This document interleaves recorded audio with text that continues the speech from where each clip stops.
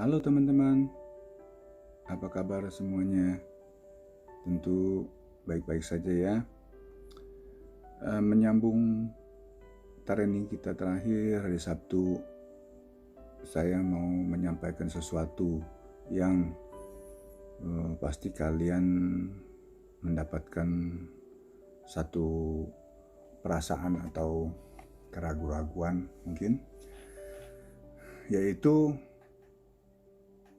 bisnis ini adalah bisnis yang memang unik, bisnis yang tidak lazim, ya. Dan mungkin ada di antara teman-teman sekalian yang merasa, aduh kalau jalanan ini nanti atau ngomongin tawarin ini nanti ada yang tersinggung, ada yang mungkin takut marah orang itu dan seterusnya. Nah, yang pertama itu adalah memang satu perasaan yang biasa karena kalian belum mengerti bisnis ini, ya. Nah, bisnis ini memang unik, ya. Jadi di dalam hal kita menjalankan ini memang pada awalnya pasti percaya diri untuk itu masih sangat kurang, ya, karena memang rasa kekhawatiran itu pasti ada, ya. Seperti saya dulu pada saat saya awal juga, saya juga merasakan hal yang sama. Jadi bahkan saya merasa kekhawatiran saya adalah dulu bisa saya yang utamanya, ya, takutnya nanti dulu kan bikin kolam renang, ya. Nah, pada saat nanti kalau dia tahu saya jual pemakaman, nanti dia jadi ilfil sama saya lagi, takutnya nggak mau kasih project-project saya lagi untuk kolam renang gitu, ya. Nah, perasaan ini pasti ada, ya, normal. Nah, terus gimana caranya? Ya, caranya adalah sangat mudah, yaitu jangan menginformasikan secara direct. Maksudnya apa? Jadi kamu jangan bilang bahwa kamu ini sebagai sebagai konsultan atau marketing di Gala Sentosa. Jadi kamu bernarasi, atau kita sering gampangnya bahasanya adalah bercerita. Misalkan, teman saya itu ada di perusahaan Gala Sentosa, ya, pemakaman. Kamu tahu nggak itu pemakaman di Kerawang? Oh ya, gini-gini. Terus nanti kamu, iya saya sih waktu lihat foto-fotonya bagus-bagus loh, gitu loh. Jadi kamu seolah-olah kamu bercerita. Kamu pernah nggak ngalamin di dalam hidup kamu? Saya yakin pernah sih, ya, cuma mungkin nggak berasa.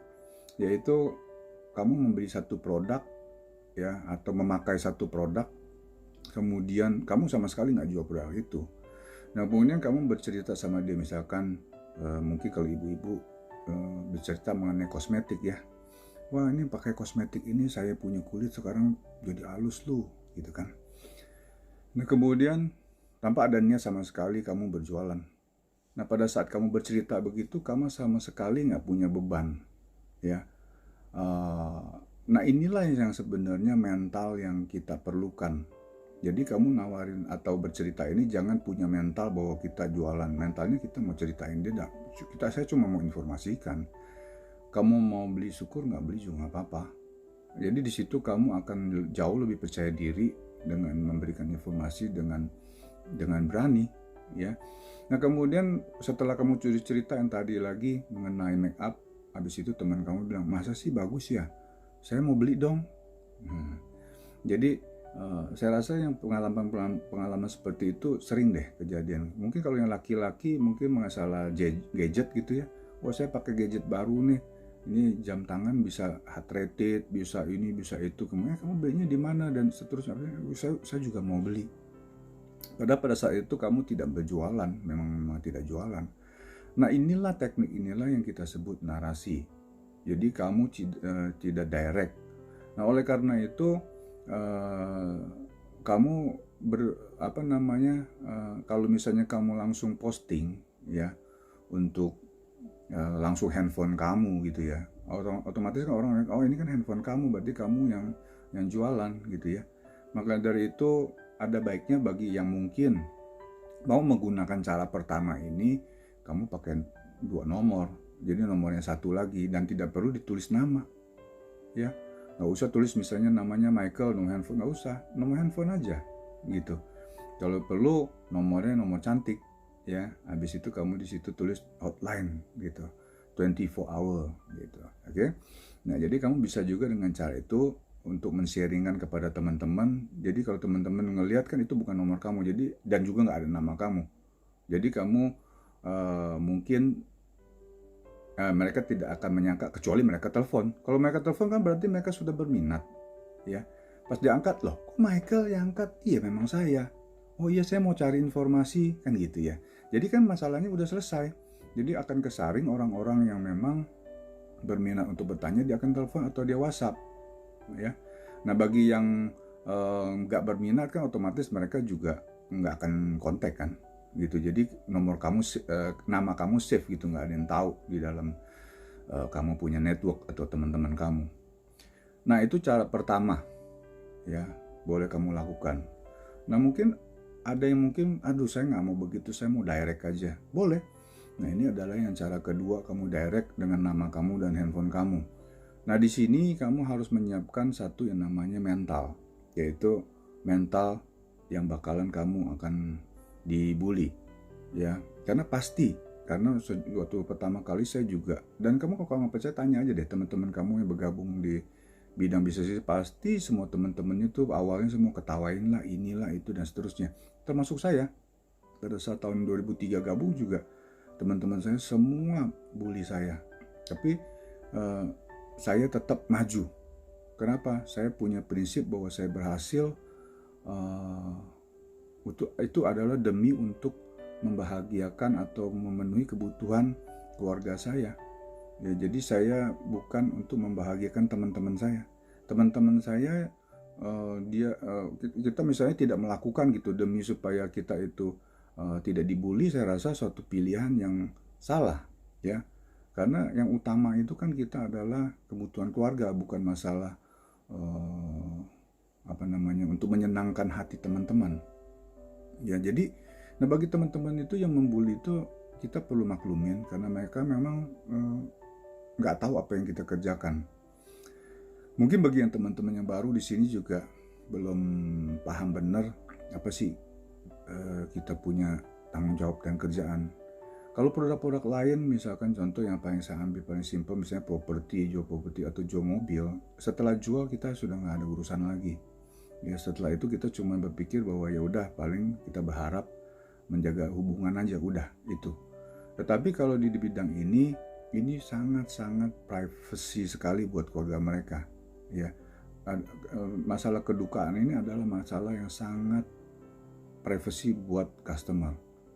Nah, itu yang pertama. Yang kedua, kita punya pelayanan adalah bukan cuma sekedar setelah jual, tetapi pada saat mereka entah orang tuanya meninggal, itu kita melayani juga. Ya, jadi kita bantu dalam hal, ya kalau kita bilang gampangnya ya, IO-nya deh. Kita sebagai IO-nya. Karena pada saat meninggal itu pasti mereka bingung, dia biasanya teleponnya ke kita. Nah, maka dari itu kita mesti siap yang namanya telepon kita 24 jam. Ya.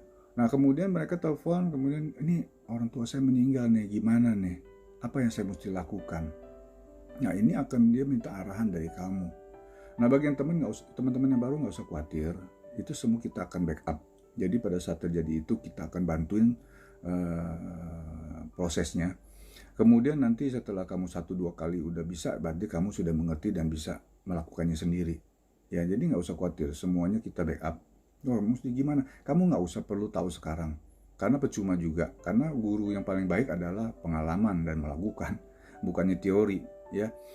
Nah, setelah itu, setelah kamu bantu dia melayani sampai selesai, dia tidak akan melupakan jasa kamu. Dia pasti akan ingat terus yang namanya Michael ini dulu pernah bantu saya pada saat saya lagi susah, yaitu pada saat orang tua saya meninggal. Nah, ini banyak sekali customer saya yang saya bantu demikian itu menjadi teman baik, ya, sampai sekarang menjadi teman gitu. Nah, jadi ini adalah pelayanan yang dimana yang kita lakukan. Nah, bagi teman-teman yang di luar sana yang ngebully kan dia nggak tahu. Nah, bagi keluarga-keluarga yang kita bantu, mereka sangat berterima kasih sama kita karena kita membantu mereka dalam hal prosesi pemakamannya. Ya, mereka nggak ngerti mesti begini, mesti begitu. Nah, kemudian kita arahkan, kita bantuin sampai selesai dengan berjalan dengan lancar. Mereka sangat berterima kasih. Nah, inilah pelayanan yang sebenarnya. Ya, kalau lahan itu hanya sebagai objek, ya. Tapi yang kita berikan sebenarnya kita menjual service. Ambil contoh sekarang saya tanya sama teman-teman ya. Aqua itu jual apa? Air minum kemasan. Ya seperti ini. Ya kebetulan mereknya bukan Aqua ini. Tapi kamu tahu apa yang dijual ini? Mungkin sebagian besar teman-teman bilang jual air. Salah besar kalian. Pada saat pertama kali Aqua keluar di Indonesia, orang semua bilang dia gila. Emangnya ini di gurun pasir, air susah.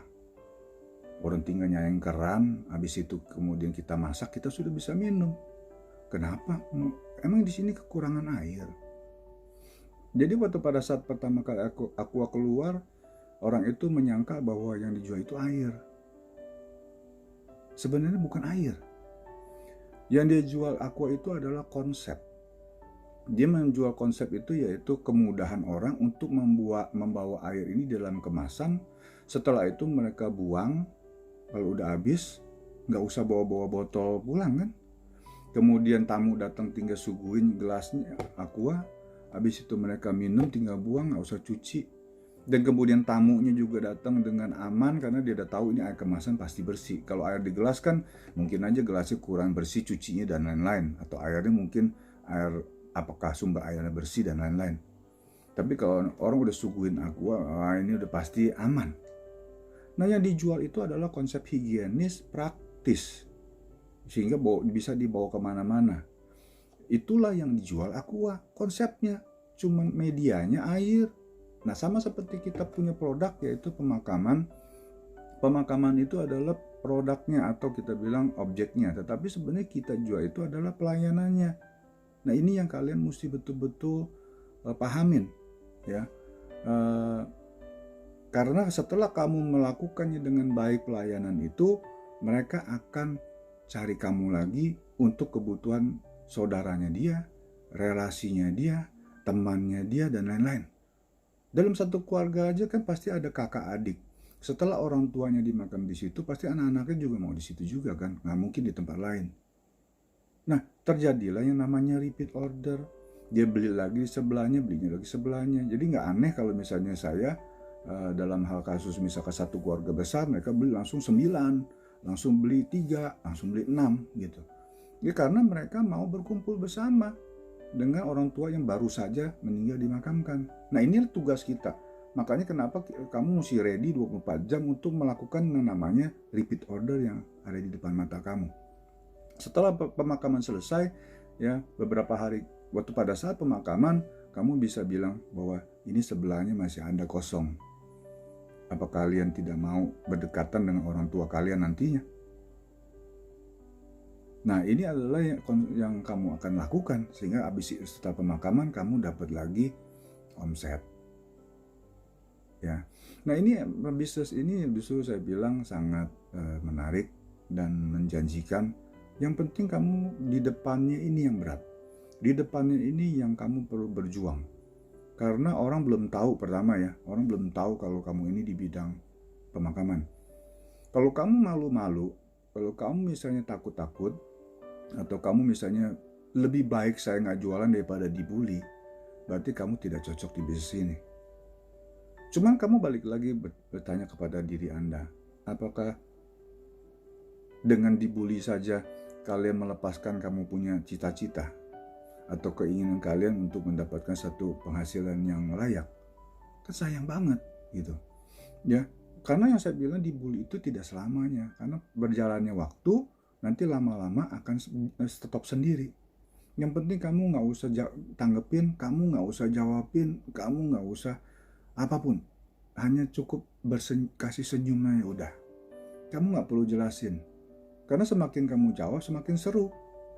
Oleh karena itu, diamin aja, lama-lama juga akan hilang. Kayak sekarang contoh ya, saya sudah 17 tahun di bisnis ini. Saya post misalnya ada promotion di dalam grup SMA, SMP, dan lain-lain, atau di Facebook. Tidak ada satu orang pun yang membuli saya. Kenapa? Mereka semua sudah tahu memang saya bisnisnya ini. Dan mereka juga udah tahu saya profesional di sini. Dan mereka juga sudah tahu saya suksesnya di sini. Ya. Memang pada saat pertama itu yang paling berat. Kenapa? Udah suksesnya belum, tapi udah dapat bully. Karena bully itu akan dengan sendirinya akan hilang pada saat kamu berhasil. Nah, inilah yang kamu mesti berani lawan. Nah, tadi berarti saya sudah kasih kamu 2 metode. Ya, kalau kamu tidak berani dengan metode yang kedua, yaitu kamu nggak peduli orang mau bully, pokoknya saya jalan terus. Pasti nanti akan ketemu juga orang yang butuh. Saya nggak mau tahu. Jadi 1-2 orang yang merasa tidak setuju atau tidak suka dengan produk kita, is okay. Iya kan? Buktinya aja sekarang ini mereknya Nestle. Iya kan? Kenapa orang ada yang beli Aqua, ada yang beli Prestin lah apa dan lain-lain. Kenapa? Kenapa semua nggak beli Aqua? Atau handphone mereknya kan ada Samsung, ada Xiaomi, ada dan lain-lain. Kenapa orang ada juga kok yang beli Xiaomi? Ada juga orang yang beli iPhone. Ada juga orang yang mobil juga begitu. Ada orang yang, jadi intinya di dalam market itu pasti ada penolakan. Ada yang nggak suka. Tapi 1-2 orang yang nggak suka atau 10 orang yang nggak suka bukan berarti bisnis ini nggak jalan.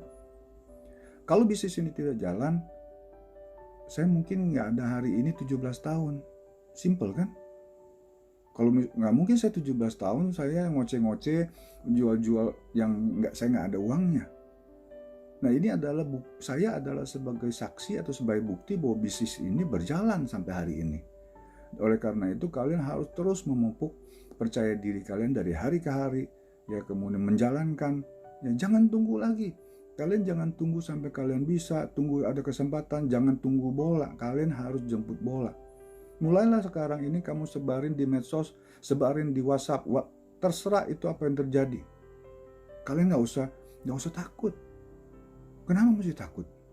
Lebih takut kalau misalnya kita nggak punya uang. Itu lebih menakutkan. Ya cuma dibully kan cuma masuk di kuping aja. Ingat yang kamu harus perjuangkan, yaitu kamu mau memperjuangkan sesuatu yang saya nggak tahu di dalam diri kalian masing-masing. Pasti ada juga yang misalkan mau yang namanya menyekolahkan anaknya di sekolah yang terbaik. Apalagi nanti kalau udah gede, nanti mau di university yang bagus, bahkan mungkin mau keluar negeri, atau yang kalau misalnya mau jalan-jalan ke luar negeri, ada yang mungkin mau buat tabungan hari tua dan lain-lain, ya. Jadi kamu harus memotivasi diri kamu sendiri. Anak saya 2, puji Tuhan mendapatkan satu sekolahan yang terbaik di Singapura, yang pertama.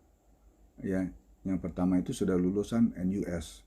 Ya, NUS itu satu sekolahan National University of Singapore, di mana kalau kamu punya uang aja belum tentu bisa masuk situ. Nah, kemudian waktu SMP SMA saya masukin di IPK, walaupun pada saat itu saya ekonomi nggak terlalu baik.